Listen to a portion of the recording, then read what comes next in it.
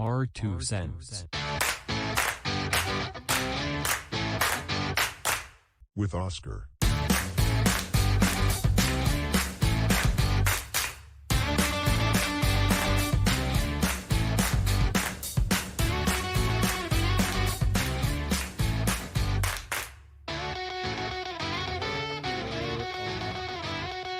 Ladies and gentlemen and non-binary folk, it is I that likes to welcome you to our 2 cents.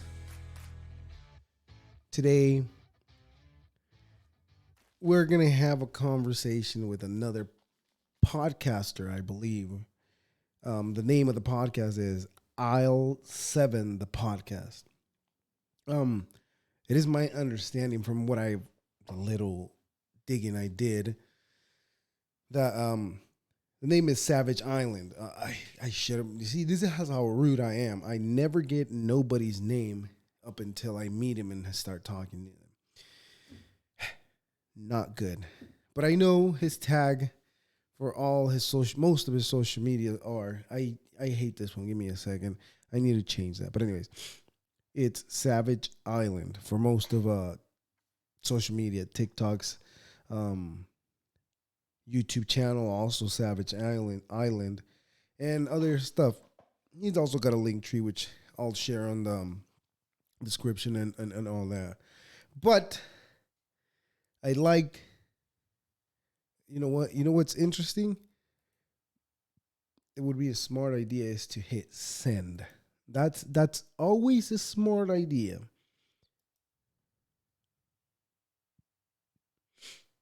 That's always a smart idea.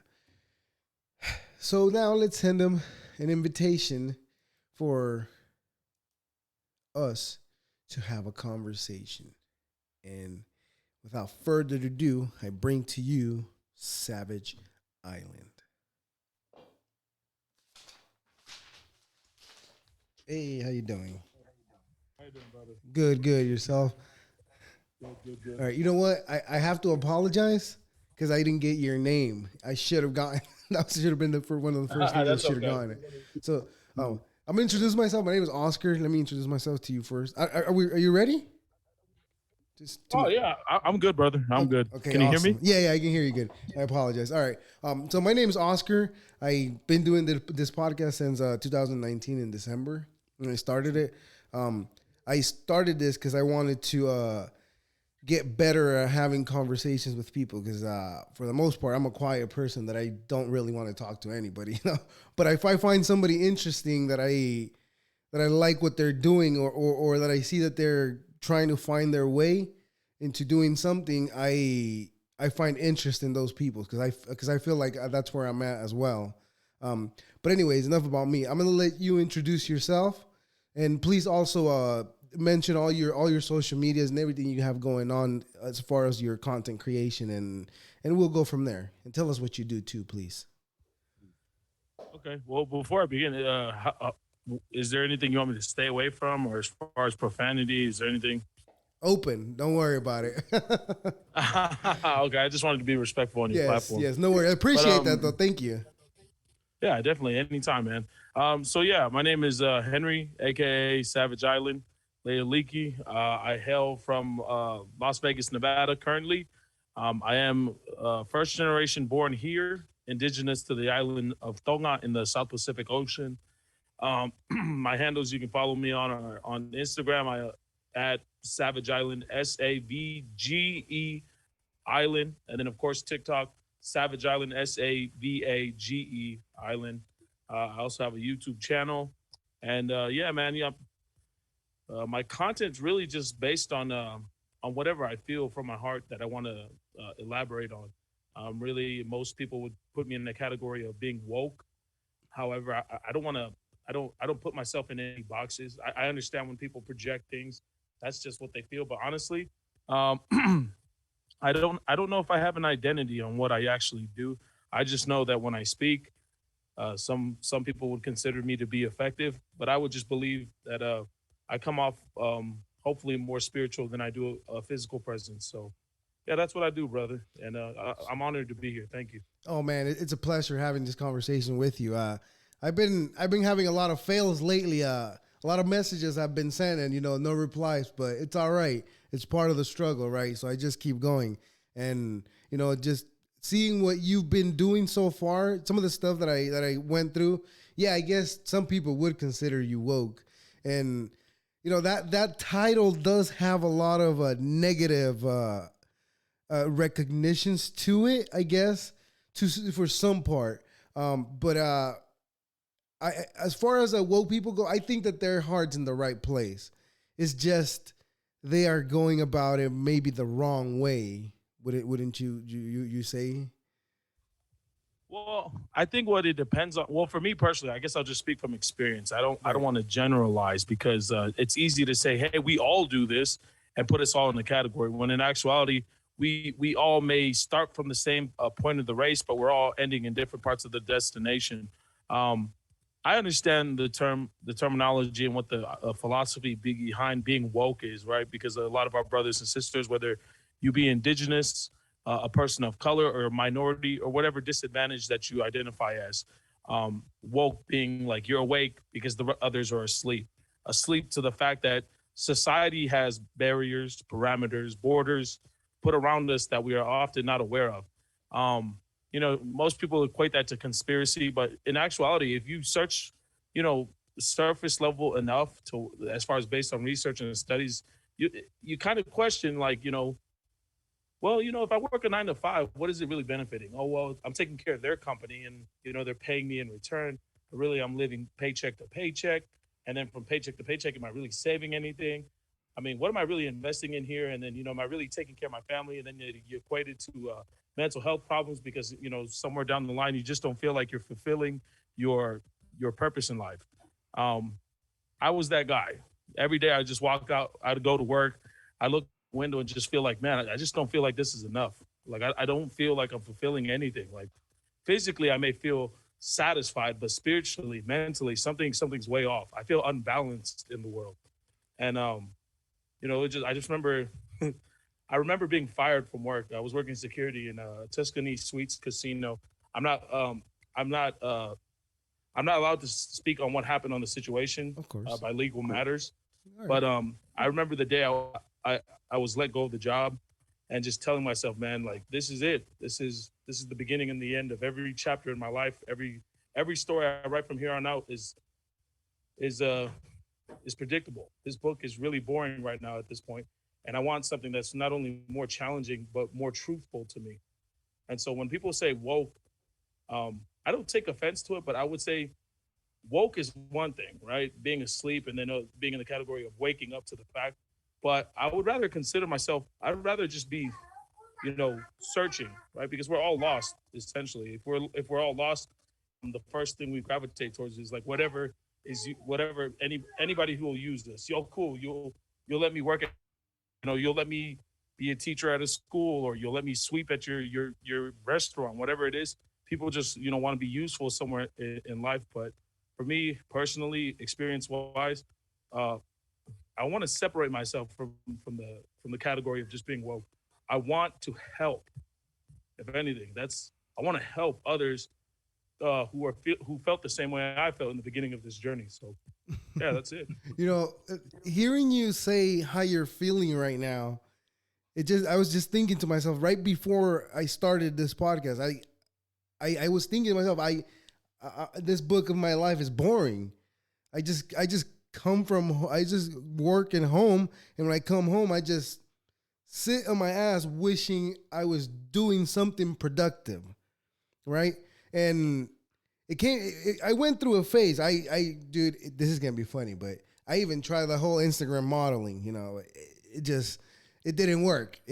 I mean, I shouldn't say it didn't work. I wasn't giving it enough time, and also it's not what I really want to do. So I discovered podcasting in 2015. This was through a coworker, and he actually, it was the Joe Rogan. He was like, "Oh, do you listen to the Joe Rogan podcast?" And I was like, "What the hell is that? What's a podcast?"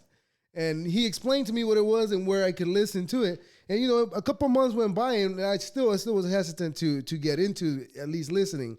But like around 2016, I was like, "Ooh, this sounds interesting. Maybe I could do this too." And I went out of my way and bought myself. They're called lavalier mics. They're those little microphones that you clip on your shirt.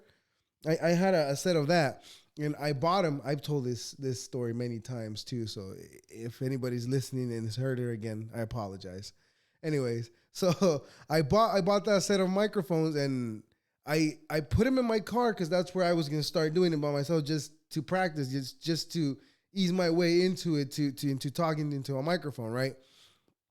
But somewhere from my house to the job I went, inside that car, I lost that set of microphones. It was gone forever. I couldn't find it, and I was just like, all right, I'm done. I lost it. I'm not even gonna order another set just to even keep trying. And around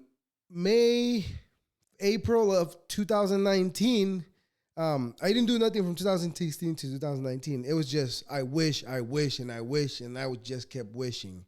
And in 2019, one of my friends introduced me into to Forex. So, you know, he introduced me to reading books. So I started reading books, and he asked me, "Oh, what else would you like to do?" And I was like, "Well, you know what? I thought about podcasts, but I just, you know, I lost the microphones and I lost my drive for it. So I just stopped doing it." And he asked me, "Well, what's stopping you?" And I was like, "Well, it's just if I say the thought out loud, it comes out, and it's just myself stopping it. So it's just nothing other than that." And he's like, "Well, why don't you set a date for it when you start uploading your podcasts?" And I was like, "Well, you know what?" And I kind of lied to him right there on the spot too, to be honest. And I was like, "Oh, okay, whatever, fuck it. I'll start it in December 3rd. No, December 19th. No, and you know, the date was already on. And when the day was getting closer, he kept asking me about it. So, "Oh, so what's going on with that?" And he was like, "I want to be your first guest." And I was like, "All right, well, let's do it." So, you know, so I went to his house, and I had the recording, and the day was getting closer. But I just kept saying, I was just like, it was a lie. I wasn't even really planning on doing it. But him keeping me accountable for what I had promised him, what I was going to do, is what led me to now, almost 2 years into it, you know, and I have fun every time I have a conversation with somebody. I get that drive again. But you know, although when you try to set up a conversation with somebody else and like nothing hits, it's just like, all right, maybe I'm doing something wrong.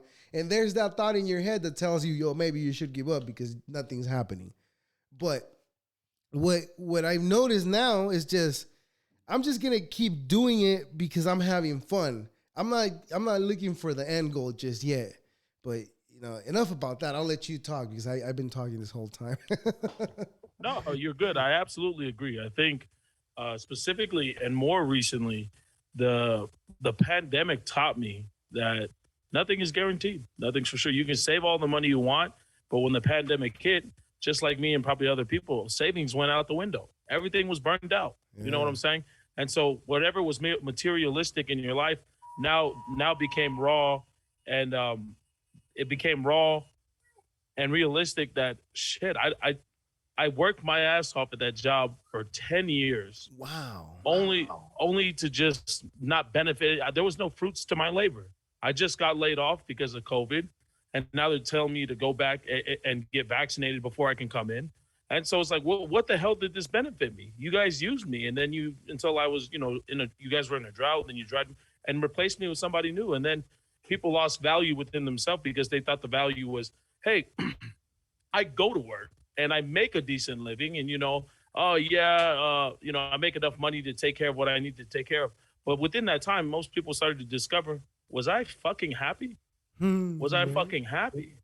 You know, because I feel like absolute shit now. My wife is contemplating like we should go through a divorce, or, you know, I'm just now finding out that my son or my daughter is homosexual, or, you know, everything you put off to just kind of focus in on what you thought was making you progressive or forward in life, everything became paused the minute COVID hit. So for me personally, when I hear how you go about your COVID story, that's what pushed me to get on TikTok. Like I said about earlier about the whole job aspect. You know, when I got let go, I realized, well, what do I have that's worth putting out there in the world? What do I have to offer? And I just realized I had all this information, all this knowledge that I attained through years of going to college and talking to people and just noticing that, man, I have all this, I guess, wealth of knowledge, but what do I do with it? And I remember getting on TikTok and just venting out things. I would just like controversial things. Like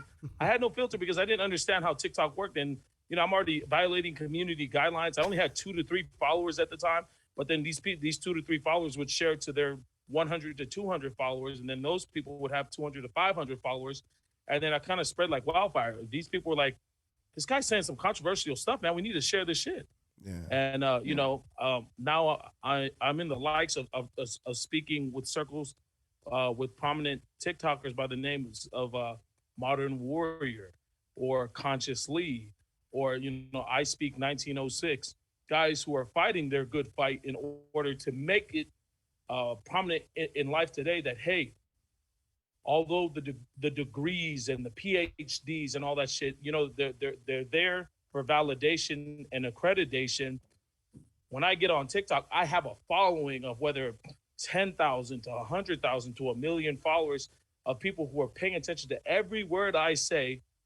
But it's the pressure now of like understanding I'm on TikTok, so everything I say and do, there's a responsibility to it. Hold on, buddy. Oh, no worries. No worries. Don't worry about it. We're good. I have a responsibility to everything I say or do, and I can lose it at any minute. And I'm passionate about that every day I get up and I'll set my phone. My kid's like, Dad, you're going to do a TikTok? I'm like, yeah, I'm about to do a TikTok. Okay, well, speak clear and focus. And I'm like, I got you. Thank you, buddy. And I'm more passionate about that than I would go to work. And, there's the benefits that come with it because, you it's networking, right? It's the grind 24/7. You're just doing what you know how to do. And you're reaching out to people. It's promotional matters. Like even right now, most people that don't understand the importance of a platform like podcasting, like that's self-promotion. Because for instance, anybody listening to this now, whether it be a couple months from now, a year from now, 5 years from now, it may seem like to a few people like, man, this is a small podcast. And then when the time comes where you get to, benefit from the fruits of your labor, you're like, man, I can't believe I only had 5 people listening at the time. Now I got 5,000, 6,000, 7,000, 8,000. And I'm speaking at seminars. And I would have never thought this possible if I didn't just keep doing what I was already doing. Sometimes you're going to hit walls, you're going to hit barriers, you're going to hit the bumps in the road and hit the challenges and obstacles. But like the moments where me and you are having here right now, this is validation that whatever you speak into life, right? Maybe I don't want to do it today. I don't want to interview this person, or I do need to interview this person. That's the fact that you put the effort, the passion, and the fire into it. That when you do have the stage and you have prominent figures up there on stage with you talking, it's going to be emotional thinking about, man, I can't believe I started in a basement or in a garage, and that's what I'm working towards. I'm working towards goals like that. So, when I get on a podcast with you doing this, or I'm on a TikTok, or I'm networking with another creator, for the moment, this is not only beneficial to me, but I'm looking towards how this is going to affect the future. So when I answered your Instagram, it was just more or less like, well, how can I benefit from this? I don't know this guy. Maybe do a little bit of research. I went and checked your page out. So, okay, cool. So he's just like me. He's just starting out, and he's just trying to create something that he could eventually pass on to his the next generation or the next kin. Whatever, and I was like, I fuck with that. I fuck with that deeply. So as far as right now, man, we're all working towards something. Me, you, people listening to this or watching this, it all matters, because eventually people will take away from this and then they'll use it in their life. So thank you, brother. I really appreciate the opportunity. No, it's not a problem. And I really appreciate you giving me the opportunity to talk to you. Cause like I said, it was, I sent the message because I was, I like what he's saying, and to be honest, I don't even remember what video exactly was where I watched it and I was, I like what he's saying. I'm going to send him a message. I hope he replies. And you did, you were pretty fast about it. Usually it takes me like a day to get a hold of somebody, but you were pretty fast. And I wanted to touch something along. I made a note here. Modern Warrior, like he's the TikTok guy, right? What was happening with him? I know that people were getting mad at him because he kept calling people colonizers. So what was bad about that? I mean, somebody tried to sue him too or something like that? Yeah. So the most recent incident. So what is this? This is November 16th, 2021, There's and it's a more than Tuesday one. right now. And as far as I understand, because I caught wind of it by last week, and it was a guy who had made the claim that that Modern Warrior was a pedo, and Modern Warrior not only took offense to that, but was like, that's not only not true, but because you put that narrative out there, I'm going to make sure that your TikTok career is over with. And when you have the power of a following of a million or over a million people, not only is that the effectiveness such a high level, but you don't know who's following Modern Warrior or any of the big time TikTok creators. He could have a team of lawyers who not only could help push his fight against said racist or said bigot or anybody who promotes something that is negative towards a people or a people who are disadvantaged, but especially when you're lying, especially when you don't have evidence of things that you say. Calling a person a pedo is not only extreme, but when you say that so openly and casually, you better have your facts after. It could be because dangerous. people will come hunting after you because what you're essentially doing is destroying someone's reputation. You can take someone's livelihood away because that's how they feed their family, and then no job would want to hire somebody like that because of the narrative. So to my understanding with Modern Warrior, and I'm not speaking for him, but I'm speaking as far as the knowledge that or the information that I'm aware of. He stood up for himself. Modern Warrior stood up for himself and was like, "Hey, I'm not some sort of pushover that you're just gonna get over. When I say, hey, colonizer, I mean that shit." Yeah. So he's not out there just talking out his ass. He's really putting in the work, and he's letting these dudes know, like, I'm not some sort of pushover. I'm educational. I got my facts straight. And when I say these things, I not only say it from the heart, but I mean that shit. So, that shit is inspiring, dog, because you can't get that on TV. You cannot get that on TV. That's like live and direct. You're getting it on the spot, in the moment, in the hour, on the hour. And, sometimes people like drama and stuff like that. But for me, why that's empowering, I'm an indigenous person. I'm not sure what your background is. But when you see, I guess I could be indigenous too. I'm Salvadorian. My grandparents and all my family's from El Salvador too. So I might have some of that. So yeah, no, yeah, definitely. But it's empowering because you see that, and this is the stuff they won't teach you in school. This is the stuff they won't show you in media. But when you see a kid who's like, hey, that guy at Modern Warrior is just like me, and he's standing up for himself. So maybe sometime down the road, I'll grow up and I can be just like him. Or maybe, I can have a podcast of my own like Oscar does. Like, this shit is empowering, man, because it's not so much what we're dealing with now, right? It's later on down the road. So much of the work we're putting in, we're going to benefit sooner or later. So, but yeah, that's as far as I understand the situation with Modern Warrior. Makes sense. It sounds like he's going through a lot of lies too. It's easy for people to make that up. But you know what? I'm mad at Modern Warrior, to be honest with you. I sent him a message. He didn't reply. This was like a couple months back, so I'm upset with him. No, I'm just kidding. I'm not. No, I know he was probably getting a lot of messages because this was at the beginning when he started really coming up. It's when I sent him a message. So I'm pretty sure my message got lost in all whatever he was getting at the time too. So, so I'm not really mad at him. I was just playing. I wanted to tag along into something else you said about just putting in the work into the content creation. So my rule that I go by, and again, I've said this multiple times, it's a saying that I've heard. I don't remember exactly from where or what the name is, who said it, but it goes along something like it takes 10,000 hours to become a professional at anything. So my goal is, so every time I do a podcast, the way I see it is I'm having fun and I'm just putting in my hours. Yeah, so that's what, since I've heard that and I started the podcast, it's what I've tried to implement into this, just putting in the work, and trying to find like you have controversial subjects on your podcast, and on your TikTok, on your social media, and you get into it. But what about your podcast? Is your podcast is just, I know you've done it in like seasons, in seasons, right? So what's your podcast about? What do you do there? Well, In the immortal words of The Rock, man, it's about drive. It's about power. All right. It's no, I'm just kidding. I was There just you messing go. with you.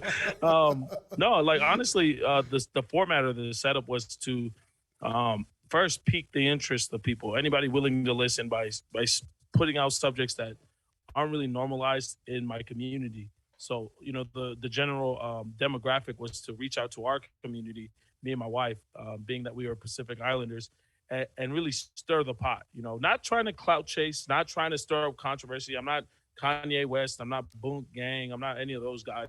I'm not Lil Pump. I'm not trying to Island Boy. I'm not trying to do none of that shit. Bro, But man, like really, those guys aren't even Cuban.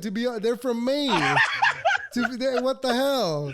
It's well, all. I just found out that they weren't Cuban. I just found out somebody made a video exposing that they were from Illinois. But hey, man, they're just doing what they got to do to make it. So I don't blame just, them though. Yeah, I mean, at the end of the day, you got to have some sort of dignity. But as far as the podcast goes, with me and my wife, I'll seven the podcast. Why we came up with that was we would talk so much, and my brother-in-law, he had started a podcast, and it revolved around sports analytics and pop culture, conspiracy, and I just told my wife, like, man, I think we can do something like that. I honestly think we can do something like that, and we didn't plan for the biggest. We just planned if we could reach or get one person to listen. That's it. That's enough. I'll be satisfied there. And luckily enough, there was enough people who wanted to listen that we had a second season for it. And the reason why we broke it down in a season was because we had kids. So, to do 1 hour episodes, each episode, 12 episodes, a full season, it was difficult. Like podcasting is not easy. Like anybody listening to this right now, being a podcast artist or whatever the profession is, it is not easy. It's hard to hold or maintain a conversation, but not only that, keep your attention. Because if the conversation isn't popping or it's not grabbing your attention, then you're easily like, oh, I'll listen to this later. So, I figured out our formula, and yes, buddy, I got you. I figured out our formula, and our formula was like stirring the controversy that makes our community tick. So, like things like breaking the cultural norms, talking about tribal tattoos, or codes of respect. How we view the women and shit like that. And what we do here in America now versus what we actually do back home, and like how we're trying to break boundaries and shit. And we would talk about shit like,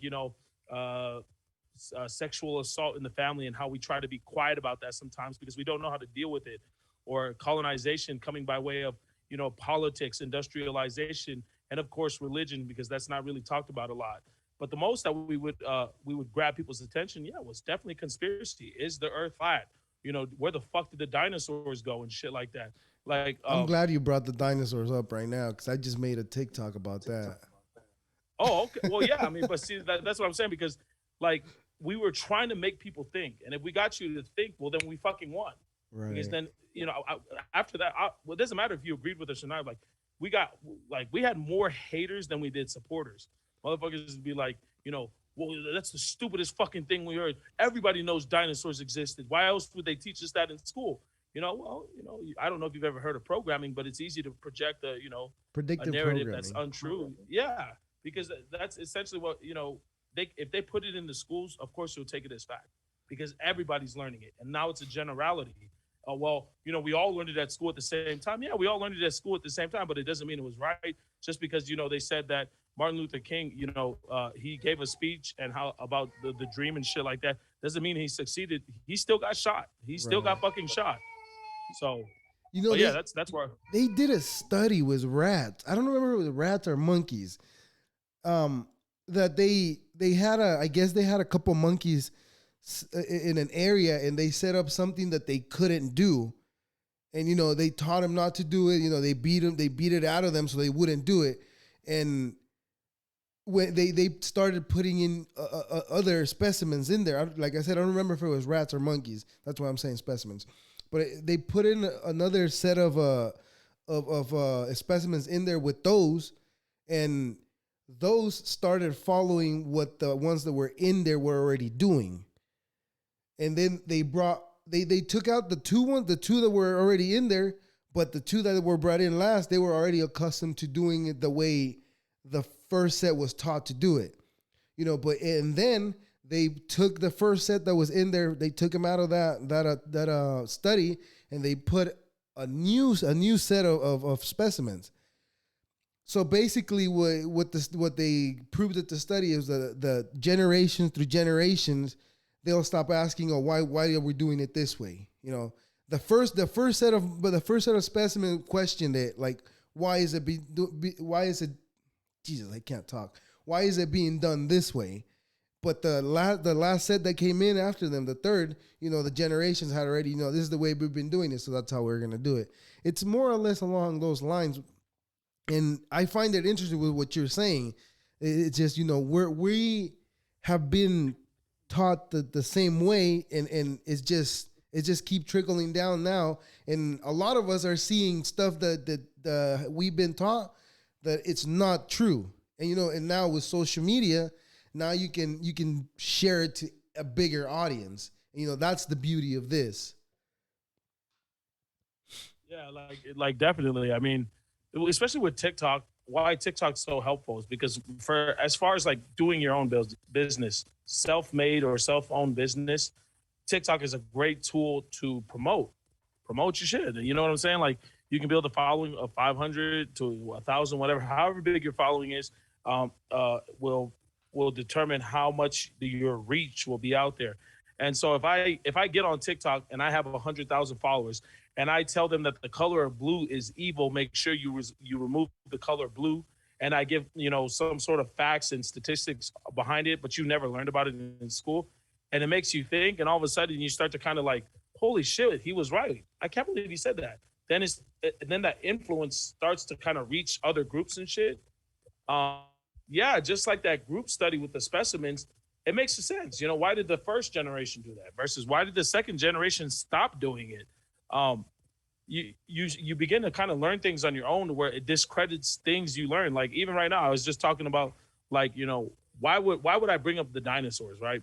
And my whole thing is like, well, yeah, they show fossils and shit, like dinosaurs and shit existed, but all of them fucking died. Like, one meteor killed every fucking dinosaur. Are you fucking shitting me? So every other specimen that was alive, but specifically all the big ass dinosaurs that they keep talking about in schools, they all died. So we got all the shitty ones, all the little small ass ones, but all the big ones that we want to. But here's the thing about the ones that they have, though. It's just what's the word I'm looking for? Is it a hypothesis? The word I'm looking for? It's just a theory. There you go. Yeah, hypothesis. Hypothesis or a theory. Yeah. It's just a hypothesis or a theory that they're throwing out there that this is how they look. They don't know if they had wings because the skin would just go away, and that's why maybe the T-Rex has small arms because those were wings. They don't know. They're just taking a wild guess on that. But yeah, well, I was gonna say something. No. Go ahead. Yeah, go ahead. No, you go ahead. Something along what you said earlier about conspiracies. Like in the 90s, there used to be a conspiracy where they would talk about an island where all the elite CEOs of companies and all the elite, right?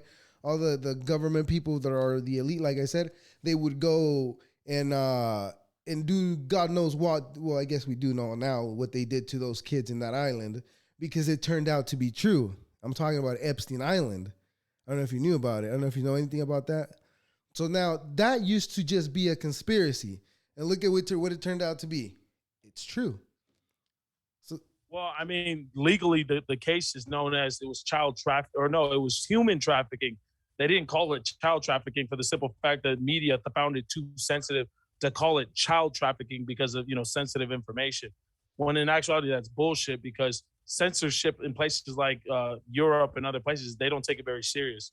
But you're right. You're absolutely right. It's easy to say, this morning, breaking news, Epstein Island was cracked down and it was a human trafficking ring and, all survivors and everybody was protected. When in actuality, no, tell the fucking truth. It was a child trafficking operation and it's not done. You still can't even find out where the rest of the fucking children were. Yeah. And that's why information intake is so important because what you hear versus what you learn are two different things. Well, I heard they said this. And did you actually see it for yourself? Well, no, I'm just saying because they said that shit. Oh, because they said it, you take it as truth. Well, how many of them said it? It's about 5 of them. Okay, so 5 of them said it. Well, I got a group in a case study here saying otherwise. So what the fuck are you talking about? Why are you trying to generalize this as truth? And it's because people get fucking lazy. They get so lazy because sure. uh, research and studies is being done for you. It's being projected. The statistics, the numbers, the narrative, everything's projected for you easily, so you could just sit back and relax and just live your normal life. So when science tells you, and hear me out when I say this, I'm not trying to start anything with anybody, but when science says, oh well, the COVID cases have reached an all-time high and numbers have projected 3 to 4 times, and we might be looking at December at phase 5 of the lockdown. Well, then it's easy because there's a team of scientists doing that. But when you have an island isolated from the rest of the world that's been COVID free for not only 1 year, one entire, that's 365 days, and 8 months after that, before they even had their first COVID case, the question is, how the hell did that island not get affected, but everybody else in the world did? Keep in mind, 100% COVID free. That was the rate, 100%. Like, you can even check the studies before they got infected. 1 year away from the rest of the population, they stayed COVID free.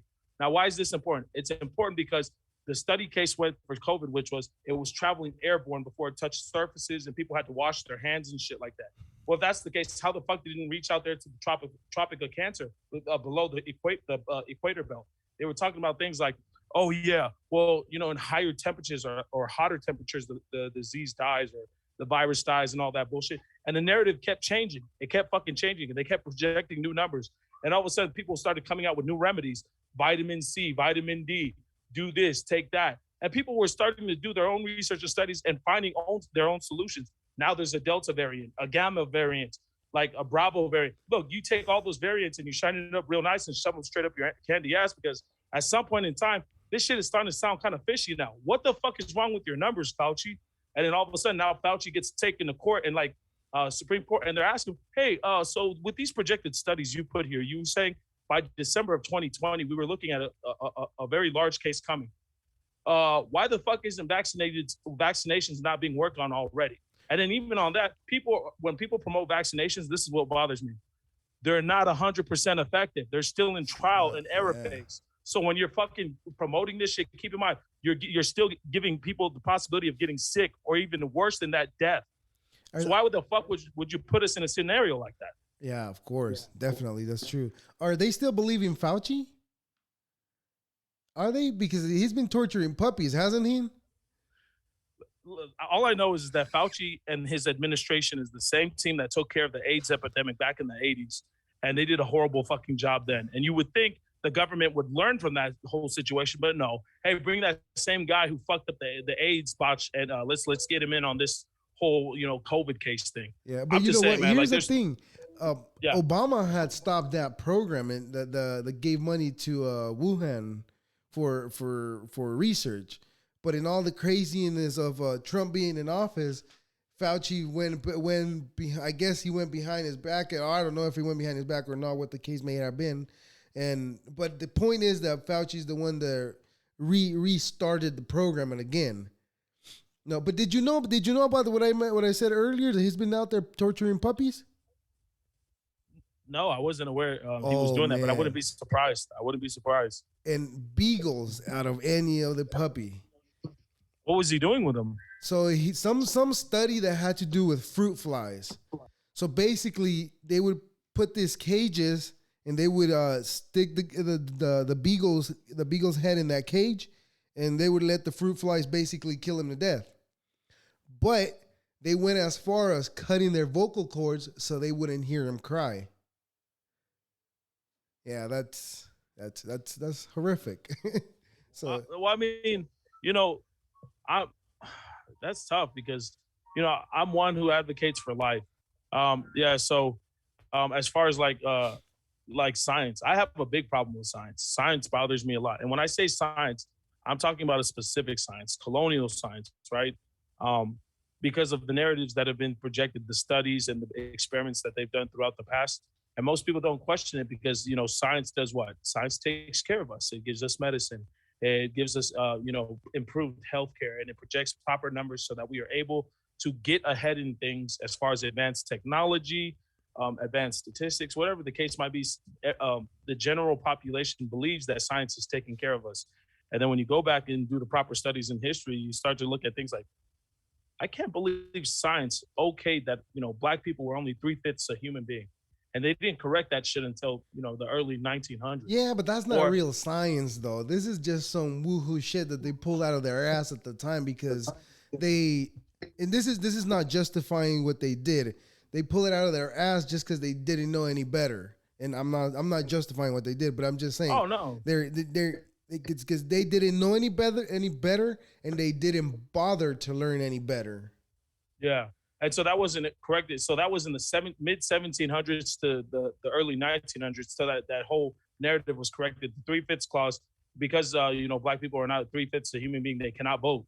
Right. And then of course, then the experiments, off the books, black ops experiments on indigenous people, where they would cut open the chest cavity to find if they had souls, because these were savages. There's no way they are human beings because they don't have souls. And they physically believed that they would find a soul opening the chest cavity. So the question would be, how stupid is that you would open an indigenous man's chest cavity, but you wouldn't open a European's chest cavity? Are you serious? So you're telling me the experiment was to find if they had a soul because you've seen a soul whenever you would open up these cadavers or autopsies, right? Oh, okay, science. And then, of course, science also projects the narratives that, medicine is good to buy. Go buy the antibiotics, but most people don't even pay attention to the placebo effect. Why the fuck do you have to keep buying medicine? Aren't you cured? You have to keep buying the medicine because that's what keeps the industry afloat. Well, they make the money off. They sell you a treatment. They don't sell you a cure. There's no business in cure. So the business is in treating you. So that's why you see all this chemotherapy. How do you say it? Therapy. I can't even talk. Chemotherapy. You're right. You're right. Yeah, they have all this things that people have to be going back and forth instead of curing them. My friend said I had a friend during the pandemic that he told me that his brother caught an STD, and that in a normal situation he would have had to been taking some shots, like going to the hospital back and forth like a couple times. But it wasn't a normal situation. It was COVID time. So what they did at the hospital is they gave him a pill and they got rid of that STD with just that one pill. I couldn't tell you exactly what the disease was, but I don't remember. I just remember the story of the pill.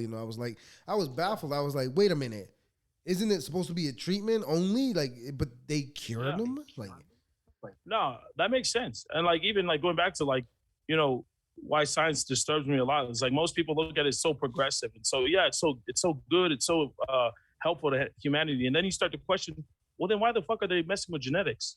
Genetic modifications? You don't tell me you're not paying attention to when they try to clone shit.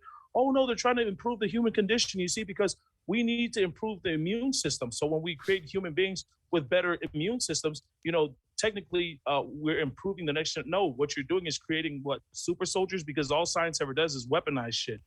What's the fucking business in improving human beings? Well, there's no money in that. Here's what I think about that. What you're asking about, what's the business in you're talking about CRISPR, right?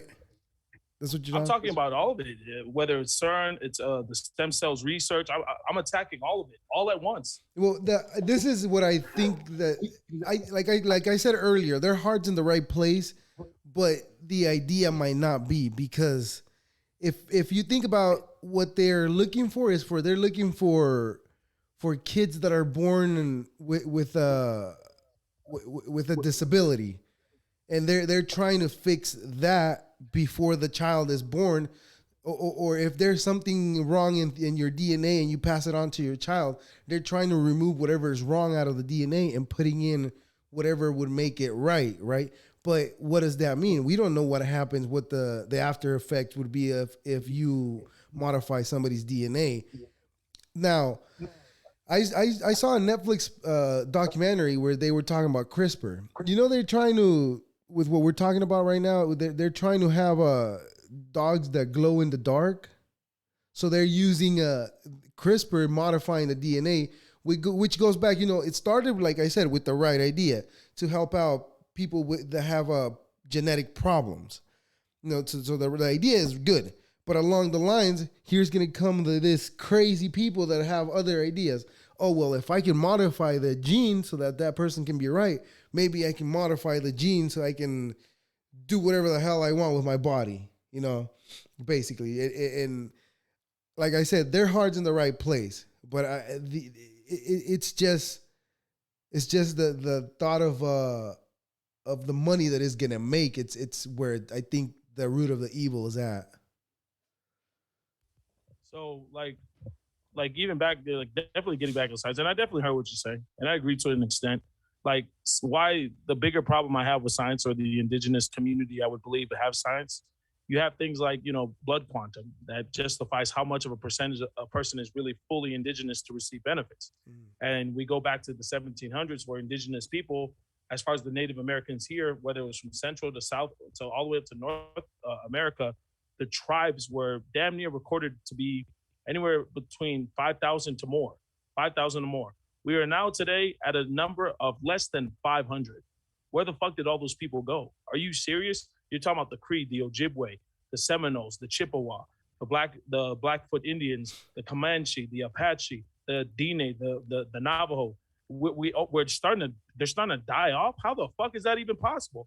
Oh, well, due to genetic modifications, a lot of these people, they don't last through the experiment. So, it's just really when they sign up their bodies for being organ donors, it's not for sure that they'll survive. But hey, it's better that or just dying. Listen, I'm one for human advancement if it's natural. But the problem with this is that it's very unnatural. I'm not a religious person, but I truly believe this. Science lacks spirituality. I'm not asking you to believe in God. I'm asking you to believe the fact that when you don't have the answer to something, or you because science is not absolute, it's ever changing. Understand one thing: my spirituality, my belief in what I cannot see says this: it is absolute. That can never be changed. The truth about spirituality is that it never changes because that's what it is for all time and eternity, from the time we begin here to the time we leave here. And science will not accredit whether God exists or not, but you're working on things like the God particle in the CERN project. Are you serious? Why are you trying to look for a cell or a proton or a neutron that supposedly does not exist? You are trying to essentially discover the very fabric of creation within itself. So when you create the experiment where you travel energy around and around and around, and then you release another energy particle to where it creates a whole explosion, creating a whole new supposedly or theoretical Big Bang. What the fuck? Why are you trying to play creative? What is the benefit that science is finding within cloning a whole new life form? If anything, it'd be more of a disadvantage because you have more of an unsuccessful rate when shit does go bad because you can't see the other side of the experiment. You are only projecting a successful rate of what? 98 to 99%. It's still not 100. And that 1% still not only matters, but when you don't tell people what you're going through behind the scenes, when you do fuck up and you do fail, and we see these weird ass phenomenons and strange events that are happening behind the scenes, you equate it to, oh yeah, we had a bomb testing that went wrong, we had a combat flight test that went wrong, or we were out there running drills and it just all went coincidentally in the same areas when people are doing research and studies in, everything's going wrong. So we're dropping a 440,000 ton bomb in the middle of the Atlantic Ocean, just off of Key West, Florida, near the Bermuda Triangle. Or if we go further into the Pacific Ocean, we're dropping bombs near the Marianas Trench. And then all of a sudden, we're having strange occurrences in the national parks of Wyoming where people are going missing or body parts are showing up just randomly. And then trees are being torn down apart like they're fucking pieces of toy. But the whole explanation is it's a natural phenomenon where wind is blowing at an all-time high miles per hour. Kiss my ass. I'm not fucking stupid. My ancestors depicted on the cave paintings, on the monuments, the statues, everything around the world has an explanation. However, you're still trying to catch up, science. You're learning what we already knew as far as my indigenous ancestors. You don't pay attention to the hieroglyphics. You don't pay attention to the ley lines. You don't. Your whole thing is you think you can explain everything. And when you can't, well, you keep poking and poking at it until something responds. So as far as science goes, science does a really good job of covering up bullshit with more bullshit until people start understanding what a synthetic humanoid is made out of, and that's artificial intelligence. Now, take that as controversy. Yeah, right. So, but as far as you asking, why don't they share like what's going on behind the scenes? Now, if you know China basically has their own version of everything we have here, even their own version of Google. And Google decided to play ball with them and went to make up their version, which is very they control it. It's all control their Google searches and everything, right? So the reason why they did it, it was because China told them that, well, if you don't, basically they told them, if you don't do what we're asking you to do, we're just going to go on and create our own Google. And it's not convenient for them because then they lose money. So as far as why they don't share any information, this is just me thinking. I don't know if it's true or not. But as far as I think that they don't share that information because they don't want anything of that nature happening. China getting whatever advancement we've done and them using it for their benefit. And that I think that that's the reason why they're in share it with us. Now, I agree with you. It should be public, all the information, you know. If we're paying for it, we got to know what the hell is going on. That's just my thing. Yeah, that does make sense. That absolutely makes sense. You know, whether it's science or whether it's politics or whether it's the industry, I have a lot of issues with things that are not natural to humanity because I am essentially at the end of the day, I'm an advocate for humanity. What that actually means or what I'm saying is this: if it's not beneficial towards us, we really shouldn't be messing with it. So when we're tapping into things that are unnatural to us, all that really means is that's just another way we can die from. You know, rather than just sitting here and living our lives normally the way we should be. You know what I'm saying? There's nothing wrong with technology. There's nothing wrong with, you know, trying to shoot for the moon or drop down to the depths of the ocean or see what it's in a volcano. There's nothing wrong with that. The thing that's wrong with it is when you start to tap into things where it essentially messes with creation. Well, I think I can create, you know, a superstorm, and in a way we can weaponize that to take out our enemies. You know, Afghanistan's been a real big problem. So imagine if we could weaponize a blizzard storm. That would actually be really helpful. Did you see a couple months ago? The Saudis they deployed some drones and they made it rain. Did you see that? Yeah, they charged the positive or the negative ions in the atmosphere, and from that there's a unique process that takes place that generates the necessary, you know, volume and mass of a cloud that, you know, drops the rain and all that shit. And it's something that, you know, most people don't want to learn because it's like, oh, that's too much. That's too much. Can you just give it to me in layman's term? But in actuality, it's important to learn because what's essentially happening is they're evolving war. They're evolving it. It's like, well, we don't have to expend soldiers if we could just use Mother Nature. Why don't just do that? Mm-hmm. You know what I'm saying? Mm-hmm. So people, conspiracists more than anything, they kind of fuck up the whole thing where it's like, oh, they're controlling the weather and they're making climate control an issue. Like, no, listen, man. Anything that can be weaponized will be weaponized. That's what science is really made for these days. Now, I honestly believe that at some point in time, science in the past, ancient times, when it was originally alchemy, had the aspect of spirituality and science, the physical world, together at some point in time. We knew this by way of the Egyptians. They were doing it already. Mm-hmm. So where in that whole fiasco or that whole scenario or that whole event did it all change? And then you look after post-colonial effects. Yeah, it all happened after colonization. We need to use science to benefit the gain of our government so that we can eventually, you know, somehow, if not rule the world, make it a one world government, which is, you know, I'm not one to be conspiracy about that, but that makes absolute sense to me. Why not just have the whole world under one leader? And if that person does exist, whether it's an elite, a Freemason, a fucking Illuminati, look, whoever that fucking guy is,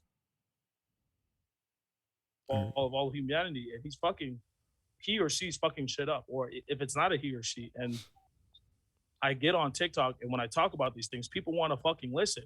And it's absolutely insane to me because it's just my thoughts. This is not fact. I often have to drop disclaimers. This content is not suitable for the children under the age of 18 without adult supervision. Please be advised. Because anything I'm saying, I'm accountable for. I'm ready to take the consequences. But don't go out there saying that, hey, Savage Island was out there saying you motherfuckers are hurting us with storms and shit. I don't know how you're doing it, but he said that on a 30-second TikTok, so I believe his ass. Whoa, whoa, whoa, whoa, whoa, whoa. Hey, listen, buddy, I'm not mobilizing you guys to be a trooper or a militia. I just said what I felt on my heart. Don't go act on what I said. So that's really why I'm really good at what I do on TikTok right now, is because I make people think. Yeah, I know. I'm listening to you right now, and I'm like, huh, that's a one way to look at it. Yeah, you know, a couple of, I'm gonna say maybe up to a year ago, I didn't believe in chemtrails. I only believed it's just condensation from the engine.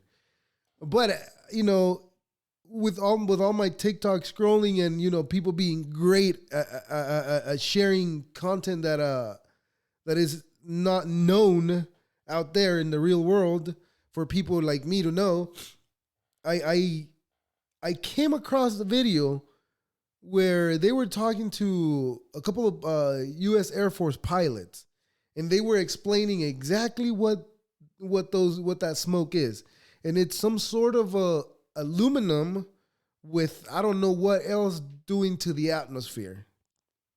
So chemtrails, I guess, turns out that they are real. And I didn't believe it. I'm one to be like, maybe that's true. I don't know. I'll see what I come across later. I'll make an opinion, but my first thought is never to push it out to the side. No, it's not it. Well, I mean, I I remember when I went down that rabbit hole. Old chemtrails, yeah, they're poisoning the air supply, or they're trying to hurt us, or they're trying to create super rainstorms. Um, at the end of the day, whether we can find the proof or not, it's gonna make you look crazy. And I highly doubt those guys are alive. Uh, If they interviewed those guys and they spilled, because if they just had an open interview, like, oh, everybody knows this, you didn't know that, no, and I highly doubt that those guys are still alive. Whatever the case might be, to release information like that, it's not surprising because there are people out there doing extensive research and trying to shut down big time government programs where it's hurting the environment, or it's hurting the masses, or it's hurting communities. Like, for instance, like, I don't know how many people have been trying to get shut down, or been trying to shut down the local police force because of things like police brutality or racism or things of that nature.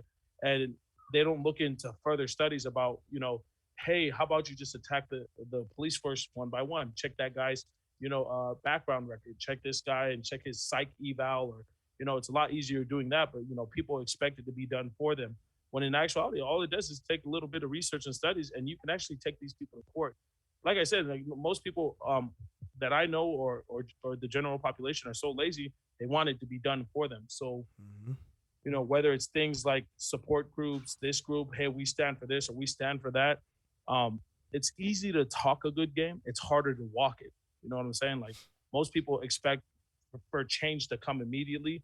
For myself, when I say that, science needs to be brought to justice, what I mean by that is, somebody better than me, more educated and more, meets the requirements.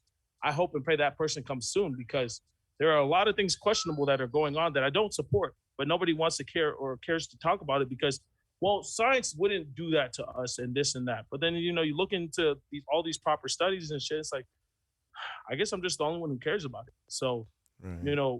whether it's misinformation or it's not enough information, chemtrails today, chemtrails tomorrow, we're too far into it that I really don't see it changing anytime soon.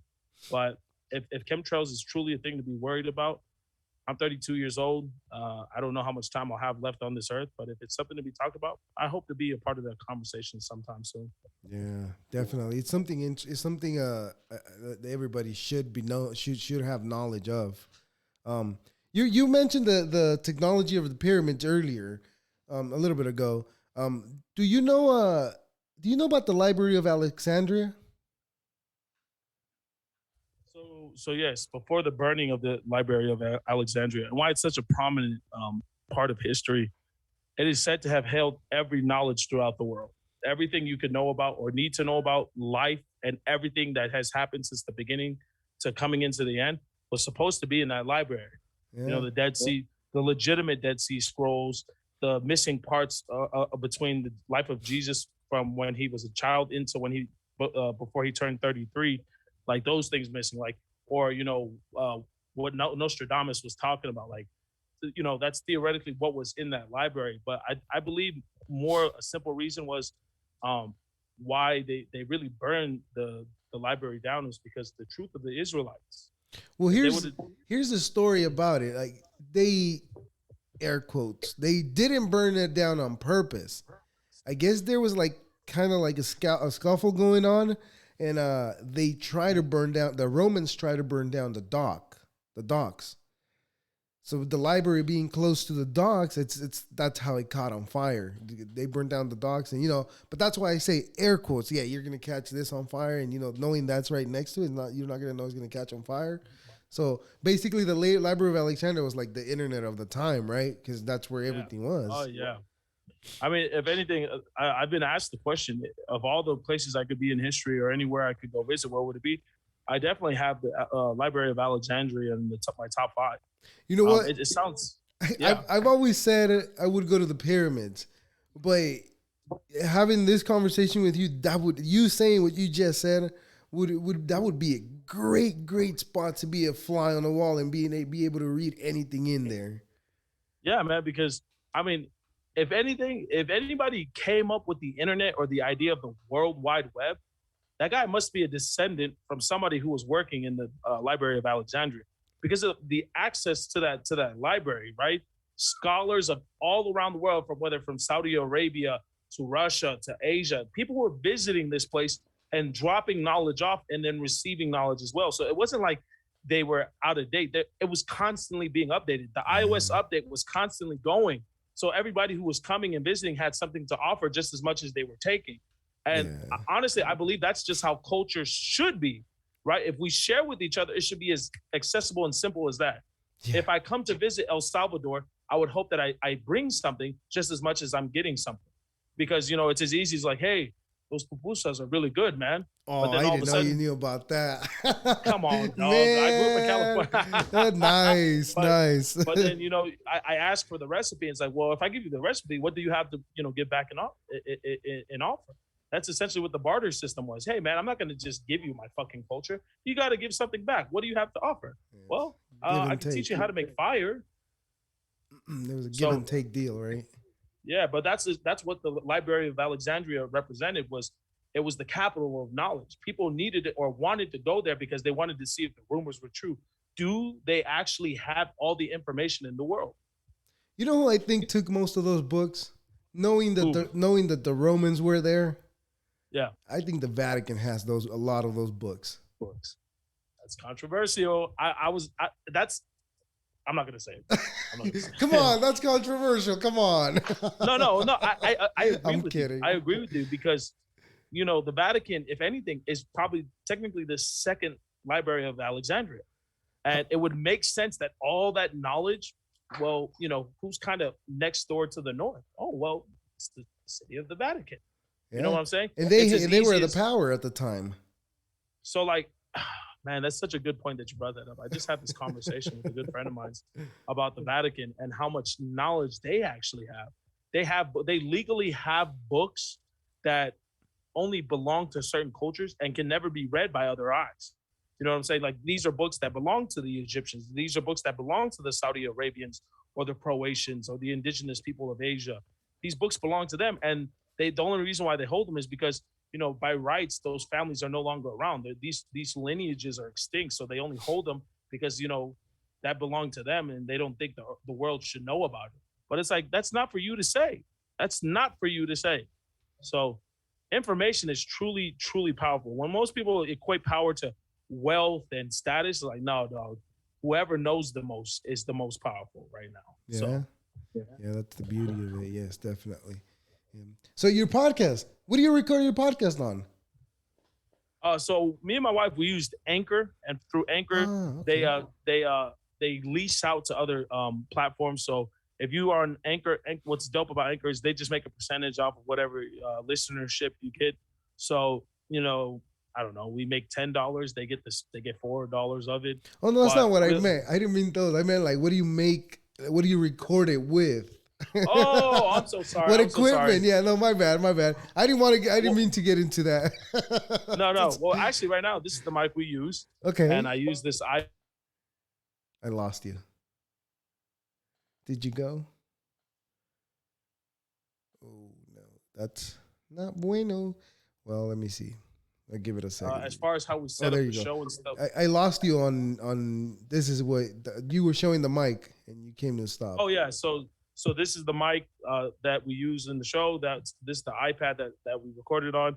We use Anchor to cut and chop and edit all of that. And I'm the sorry, I format can't. I'm and the sorry. That was format. No, you're good. The format really.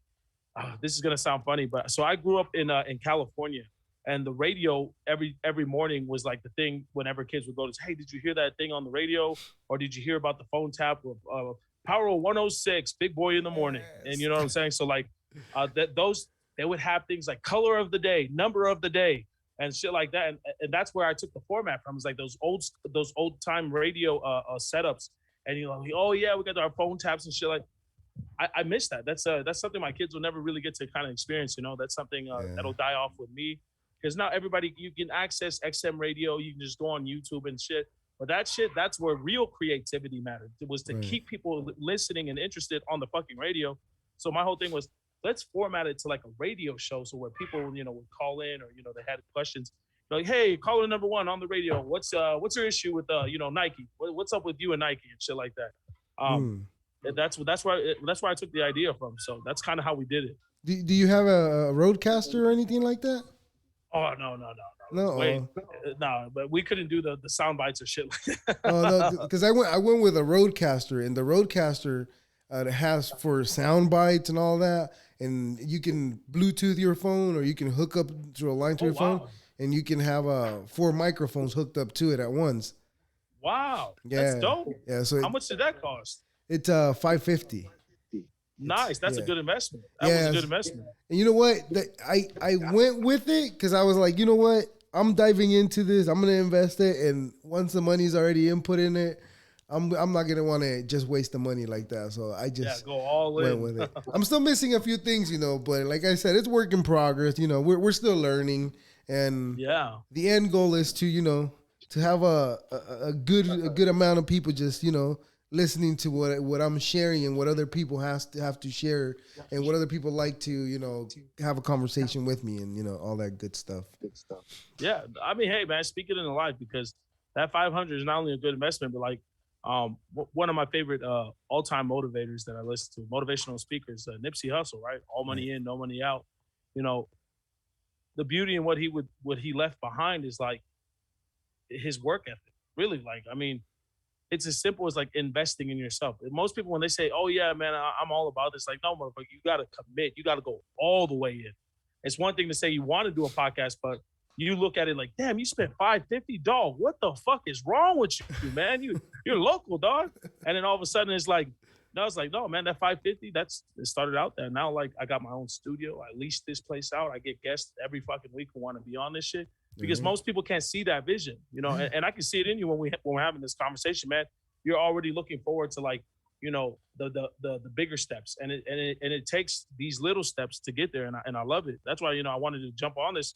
I It appreciate wasn't so that. much what you could do for me or what I could do for you. It's that I'm gonna be a part of this when he gets to that successful that part where his successes start to pay off. Like I can honestly say, dude, that dude Oscar, not only was he started off with some small shit, but I was a part of it, man. I helped that dude. So Yeah, of course, man. Yeah, definitely. And I won't deny it. I won't deny it. Well, because like I told you earlier, I started with those little lavalier mics. And but what I didn't say when I was telling you that in December, I went and ordered myself another set of mics, and that's when it took off. And I actually started doing it in my car because I didn't have anything or I had no clue like what I needed. I was just like a microphone, recording app on my phone. We're good. Let's do it. no, I mean it's funny that you mentioned that because I would watch my brother-in-law and his little brother. They would be there in the living room doing their podcast because, like you said, we all started off Joe Rogan. I was listening to Joe Rogan, the fighter and the kid. Later on, jumping into sports analysts and shit like that. You listen to your And mom's house? who's that by? Tom Segura and Christina Patiski. Oh, is it good? Oh man, they're hilarious. They are extremely edgy. Some people might say, I like that. You might okay. So if you like that type of content, you'll like them. Look them up. It's your mom's house. Yeah. They Dope. I'll check that out. yeah they do live live podcasts where they Wow. where they go online and find like the craziest videos you've ever seen. Yeah, they're That's why it's interesting. oh man, Yeah, that's those cool. videos are horrible, but it's great. It makes it great for great content. So like the podcast I'm listening to right now, I forgot it was the two other dudes from Canada. It's like something jump. and then No Jumper by Adam 22 right now. Okay. Like then there's a murder mystery one that I've been listening to. Like they really what they were about is like they put you up on books out there that's going to be big later on in the future. But like podcasts for me is like it's therapy, man. It's really therapy. Like even now, like I know when you drop this episode later, I'm gonna go back and listen to it because I want to see if I fucked up and said anything wrong or did I make any valid points. And like what's cool about that, like I think you had mentioned that why you do podcasts is to help improve your conversation skills. Right. And I can tell, man, like whether it's this interview, the next interview, or the next one, you can only get better. You know what I'm saying? Like most people, it's underrated. Most people don't know how hard a skill it is to acquire to talk to people, even public speaking or any of that shit. And things like this help that. It really does. It really helps that. Yeah, we go back to that 10,000 hours thing that I was telling you. It takes 10,000 hours to become a pro at anything. Yeah, man. Well, I think Kobe said that. No, it was somebody else. I don't remember the name. When I heard it, I was like, I got to remember that guy's name, but I never remember the name. I only remember the quote, but I always like quoting that guy, and thank God for that guy saying that quote. Maybe somebody would have said it maybe later on in my life, but he was there when he said it. So I appreciate that comment that guy said. Yeah. Even though it kind of reminded me of the Bruce Lee one where I think he goes, the man who practices 1,000 kicks is good, but the man who practices one kick 1,000 times is dangerous. Oh yes, definitely. You got to be a master at that one thing, and then you'll just kick everybody's ass. Yeah. That's it. Yeah, man. Well, hey, man, I really, really appreciate your time. Thank you for giving me the opportunity, and I had fun. I mean, yeah, I had fun too, brother. You can be really controversial. I can see why people hate on you, man. But hey, that's great. That's great. Just keep that energy, and Thank you. If you fall, just get back up. What's one thing you want to leave us with a thought? Since you're very controversial, give us a controversy. Just one last thing for us. Yeah, definitely, man. Don't forget to be human. That's really it. Like, I know we all go through what we're going through in life, but at some point in time when you're feeling down and out, don't forget you're a human being. There's nothing wrong with that. So that's it. Of course. And with that, man, thank you very much. I really appreciate it. Appreciate you, brother. Hey, I pray success over your podcast, man. Thank you. Great. I'll stay in touch with you through email, and then I'll let you know the details and all that good stuff. And one more thing, please, can you send me all your links so I can add them to the description of the podcast, please? And I'll through email, I'll let you know when this is going up. But it's coming up soon, so I'll let you know exactly the dates and all that. Gotcha, brother. Thank you so much, Oscar. All right, not a problem. Thank you. Have a good one. Thank you as well. Ladies and gentlemen, that right there was Savage Island. And I'm telling you, that gentleman, he is very powerful with his voice. He's interesting. That's the type of things I like, that type of controversy. But my friend Henry, I hope you had a great time, and I really, really appreciate your time. And like I said, we'll keep this going, and don't give up. And that same goes for everybody else. Please, ladies and gentlemen and non-binary folk, please subscribe to the YouTube channel, and please hit that like button. Appreciate that. Thank you very much. On to the next one. Deuces.